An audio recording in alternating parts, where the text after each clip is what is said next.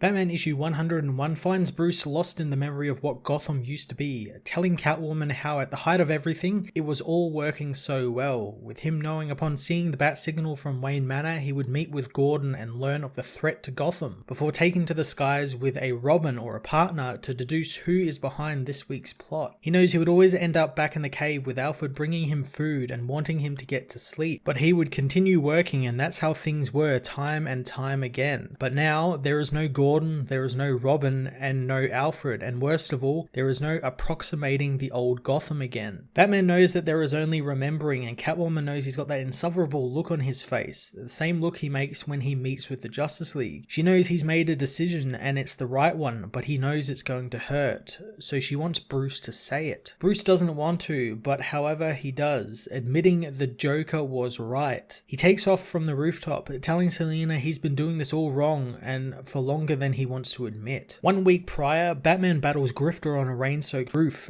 breaking one of his ribs. Grifter says that Batman isn't getting into the building, unsheathing a knife and attacking Batman again. Batman gets the upper hand, slamming Grifter onto the ground as he pulls the gun, but Lucius Fox arrives, stopping Grifter from using the gun on Batman, telling Cash that he was expecting Batman. Grifter knows that slipped his mind, knowing that he just wanted to be able to say he got the drop on Batman just once. Lucius and Batman go inside, where Lucius reveals Grifter is his bodyguard and Batman can't blame him for doing so. Batman is aware of who Grifter is and Lucius thinks his name is fitting given what he's paying the man, but he can afford it now since he's got Bruce's money. Bruce asks how Lucius is, but the broken man asks the hero how he looks. As they enter the factory, Bruce apologizes for what happened to Lucius, and Lucius knows a little sorrow is in order, hoping Bruce has seen the video Punchline put out. Bruce has, learning Lucius's daughter showed him a free Punchline t-shirt for sale, leading to Lucius almost calling the company and buying them, but he stopped himself, and Bruce knows that he probably wouldn't have hesitated that much. Lucius talks about how Joker's army disappeared practically overnight since people just went home and took off their masks, and there's no way of knowing who is one and who isn't. On top of that, there is a child running around taking matters into his own hands to hunt down the Joker's army, and an emergency election for mayor has been called. Lucius knows all of this will make Gotham look very different than it was today, and Joker is still out there. Bruce knows that Lucius doesn't need to justify to him why he needs a bodyguard, but Lucius knows that's not his point, since if the city changes, then Batman needs to change as well, since he needs to find a way to live and how to fund Batman now. Lucius reveals that he could give Bruce all his money back, but the eyes of the world are trained on it, including that of the governments, so he will need to account for every penny, and they won't go easy on him this time, so he will never be able to use the Wayne fortune to fund Batman ever again. Lucius wants him to remain under suspicion, since many people still think he's negligent for allowing Joker to get the best of Bruce Wayne. Bruce knows a decision has been made, and Lucius tells him the board of Wayne Enterprises has suggested removing Bruce from it, giving him a generous annual fee as they rebrand the company. He knows they could fight it, but Bruce tells Lucius that he wants him to keep the money. Lucius knows there is an argument to be made against that, since the board has strong-armed him into selling off the Wayne rebuild of Gotham, and the new players in town are young and hungry, so they won't be swayed by idealism like Wayne Enterprises meaning something. Bruce realizes that by disassociating himself with the company that he can still let it mean something, and Lucius tells him without his money he'll be under less scrutiny and will be able to continue on as Batman, but it will have to be a leaner Batman, one without any rocket ships or advanced AIs, and he won't be able to print high-tech Batmobiles off an industrial printer under Wayne Enterprises. So if he breaks his car, he will have to fix it himself. Bruce remembers Lucius mentioning his children were coming around, and Lucius says that if Bruce decides to step down from the company, he will acquire Foxtech and bring in Luke and Tamara and even Timothy. Bruce didn't think that Lucius was on good terms with his son, but the man knows that it's time to pull family together. He says whatever Bruce decides, he will fully support. So Bruce leaves the building, with Grifter hoping that there is no hard feelings between them, wanting Batman to think of their fight as sparring. Batman wants Grifter to send a message to his boss, confusing Cash since he was just talking to Lucius, but Batman wants Grifter to tell his real boss that he knows what Halo is, and while it may be changing, Gotham is still his city and he's watching. In the present, Bruce tells Selena that he's going to move into the city, finding an old brownstone he didn't even know he owned, and since he's got to be more lo-fi, it's better to do it from inside the city, and the manor now feels empty without Alfred, so it's time to start building a life without Alfred rather than force someone into that role. Bruce knows knows that he needs to figure out how to be alone without pushing everyone away, as Selena knows that she isn't being pushed away. Bruce says that he needs time to ground himself and develop a new way of being Batman, and Selena knows he can't do that with the most wanted woman in the city on his arm. Bruce knows Underbroker will be gunning for Selena, and before, when he had his money, he could have strong-armed her into high society, and he had considered doing it so that Catwoman would vanish, but he knows it would have been wrong to ask her to give up everything. Selena knows that there is a flip side to this, since Bruce could just leave Gotham with her and they could take up new identities, but Bruce knows that he can't do that, and so does Selena. Selena says that she'll give Bruce 1 year to figure it all out and to figure out what to do with the city, and so she can clear her name enough so that they can do this properly, and after that, they can make some real decisions. Bruce tries to stop her, but Selena tells him it's time for him to shut up, since if this is how they need to play, then she doesn't want to waste another minute thinking about it. Selena kisses Bruce, wanting to see the new house Bruce has, but the hero tells her there is no furniture in it. That's not going to stop Catwoman. Batman issue 101 was a great beginning to the new Gotham that has been created in the aftermath of Joker War, with Batman left to figure out what he is to do and what is his role in this new Gotham, as well as set up some things that will be happening in Future State. I love Lucius's explanation of why Bruce can't use the Wayne family fortune to fund Batman anymore, and I'm really glad his money has been taken away, but it's not been taken in a way that he can get it back, like it usually happens with characters like Batman or Iron Man. It's done in a really smart way, and I'm looking forward to a more leaner Batman who isn't so reliant on his bat trains or his bat drones and has to be a little bit more smarter and carefuler when utilizing his gadgets and have to rely on his fighting skills and detective skills a little more. The setup with Luke Fox's Batman making his debut was really great, and I'm looking forward to what James Tynion builds up in this story with Luke getting